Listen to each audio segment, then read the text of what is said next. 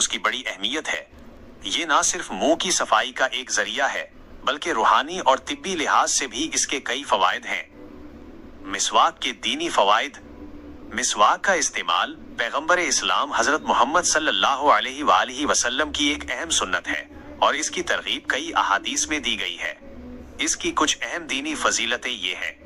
سنت کی پیروی۔ مسواک کا استعمال نبی اکرم صلی اللہ علیہ وآلہ وسلم کی سنت کی پیروی ہے۔ اس پر عمل کرنے سے ثواب ملتا ہے۔ نماز میں برکت۔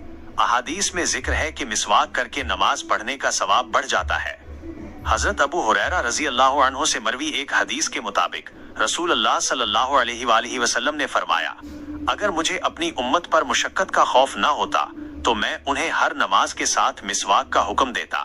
یہ حدیث مسواک کی اہمیت کو واضح کرتی ہے۔ خوشبو اور صفائی۔